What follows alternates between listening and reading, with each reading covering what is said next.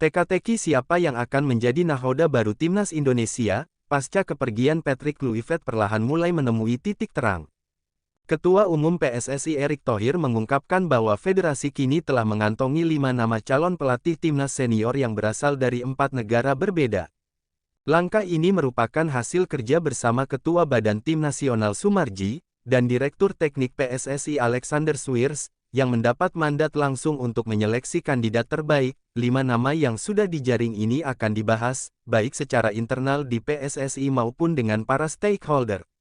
Karena kita harus memastikan ketersediaan dan kesesuaian mereka, ujar Erick Thohir dalam wawancara di podcast Bukan Kaleng-Kaleng, Rabu tanggal 5 November tahun 2025.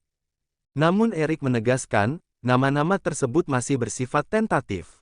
Belum tentu semuanya available. Ini masih tahap diskusi dan penjajakan, tambahnya. Belum tentu semuanya available. Ini masih tahap diskusi dan penjajakan. Sementara itu analis sepak bola Wesley Hutagalung mengingatkan agar PSSI tidak tergesa-gesa dalam menentukan pelatih. Menurutnya, pengalaman bersama Patrick Kluivert harus menjadi bahan evaluasi. Saya yakin Pak Erick kali ini akan lebih berhati-hati. Penunjukan sebelumnya terasa terburu-buru, bahkan saya ragu apakah sempat melalui rapat Exco secara formal, ujar Wesley. Kita harus pastikan siapa yang benar-benar paham unsur teknis di Exco sebelum keputusan diambil, tandas di Jakarta.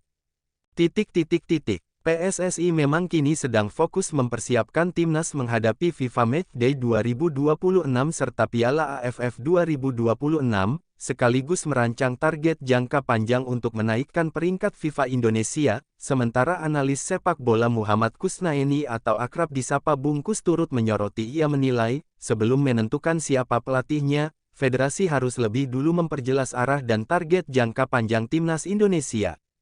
Pelatih baru sebaiknya disiapkan untuk proyek besar yaitu lolos ke Piala Dunia 2030 dengan sasaran antara Piala Asia 2027.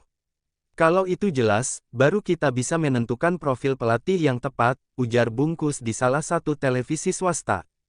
PSSI, ia menegaskan, pelatih yang ideal adalah sosok yang memahami peta kekuatan sepak bola Asia, bukan sekadar memiliki nama besar atau CV gemilang di Eropa. Banyak pelatih hebat di Eropa, tapi kalau tidak tahu karakter sepak bola Asia, mereka akan kesulitan.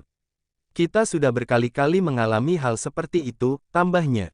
Bungkus juga mengusulkan agar proses seleksi pelatih kali ini dilakukan lebih transparan dan terbuka. Idealnya, PSSI membuka kesempatan bagi pelatih yang berminat untuk mendaftar. CV mereka bisa diajukan melalui agen, lalu PSSI mengumumkan dan membuka ruang bagi publik untuk memberi masukan, jelasnya. Menurutnya, cara ini akan menumbuhkan kepercayaan publik dan memastikan bahwa keputusan tidak hanya didasarkan pada selera segelintir orang di federasi.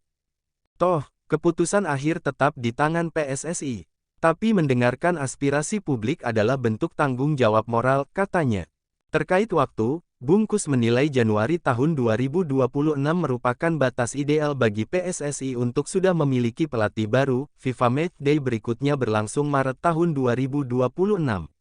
Jadi, pelatih harus ditetapkan paling lambat 2 bulan sebelumnya agar sempat memantau liga, mengenal pemain, dan menyiapkan program latihan, paparnya. Dengan waktu yang cukup, pelatih baru bisa langsung fokus membangun tim menuju kualifikasi Piala Asia 2027 dan persiapan menuju Piala Dunia 2030.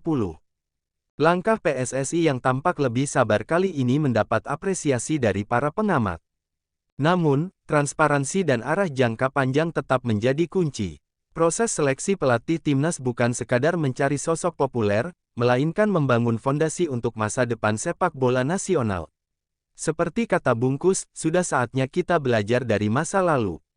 Proses pemilihan pelatih harus dilakukan dengan pertimbangan matang, transparan, dan melibatkan publik. Karena Timnas adalah milik seluruh rakyat Indonesia.